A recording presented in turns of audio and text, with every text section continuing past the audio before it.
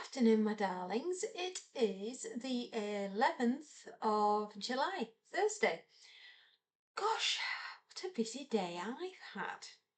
Finally finished work for the week. I am so grateful. It has been a tough one. Oh, wasn't last night fantastic? Oh yes. Well done, England. Well done, lads.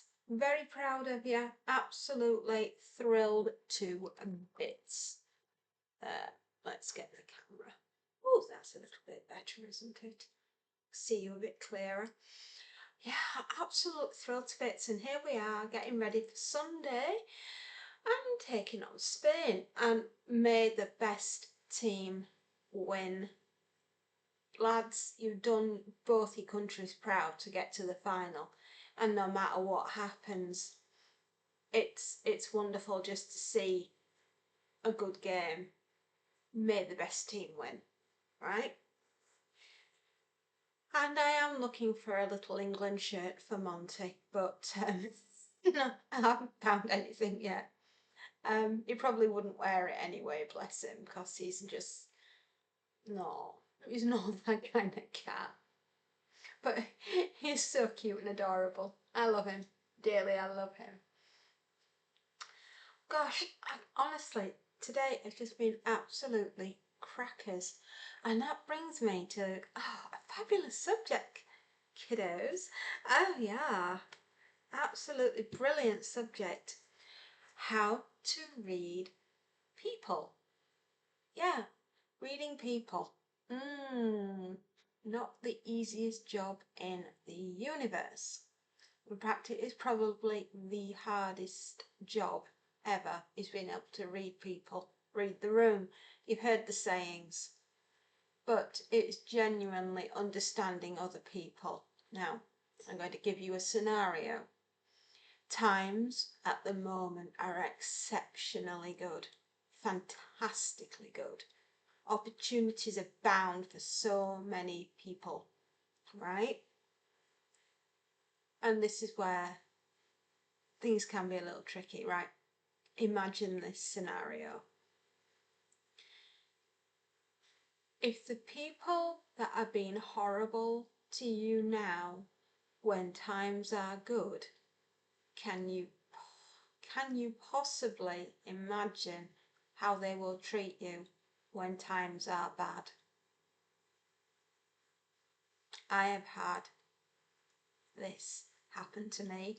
It's a recurring thing where reading people, and I can honestly say I'm really good at it now. 1,000-yard stare. I'm the queen of that. Yeah. What was that saying? God always taught us to turn the other cheek, but then he never had to deal with a-holes like you. Ever heard of that saying? That's one of my favourites. It comes from a movie called Free Jack, and it was actually a nun saying it to a TV interviewer. If you've never seen the film Free Jack, look it up. It's fantastic. Yeah, it's a futuristic science fiction. Fabulous. Emilio Estevez and Rene Russo and Sir Anthony Hopkins and Mick Jagger and Jerry Hall are in it. Yeah, absolutely fabulous, fabulous film. Loved it. And it was called Free Jack.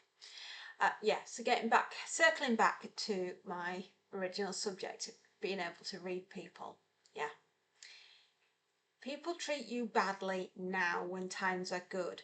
Just how badly are they going to treat you when times are bad? Brings me on to the next subject, entitlement. You will come across people who are so entitled in their lives. It's so me, me, me. And when they make a poor decision, they blame somebody else. Oh boy, oh boy, oh boy. That is a real bugbear of mine.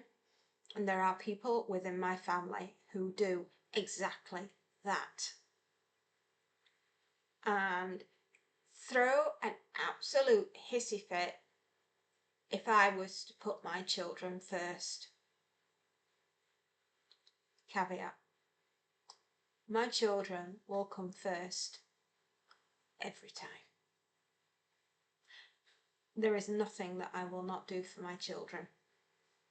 And if you're blowing a hissy fit because I won't put you first and I'll put my children first, and you're the one with the problem, not me.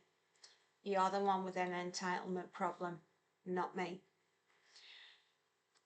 And you're going to be a dangerous person if times ever get really, really tough.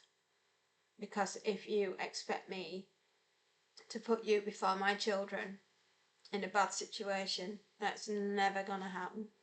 Right, end of. It's not even open for discussion. So don't even try it. And those are the type of people that I want you out there to be aware of, because they do exist. They are scary. These type of entitled people will do you harm. They really will. They could be the difference between you living in your home and losing your home. Right? And they do exist. I know, I've dealt with them. They have been members of my own family. And it's tough. It's hard. It's difficult sometimes to make decisions. But when it's a direct threat to the family, it's a very easy decision to make. It's like, cut you out. You're gone. You do not exist. I will no longer be dealing with you, cutting you out. And I want you to do that as well, because it takes guts. Oh boy, does it take guts to turn around to someone who's done that much damage and just say, you're not welcome in my home any longer. You are barred. The mere mention of your name brings images of Satan boiling holy water. Yeah, exactly. And you are to stay away from my family, right? You are harmful. You are a bad person. Stay away. And I want you to be able to differentiate between a person that's good for you and good for your family and ones that are parasites and should be got rid of. It's very easy to do, because if you don't cut that out of your life, they may drag you down.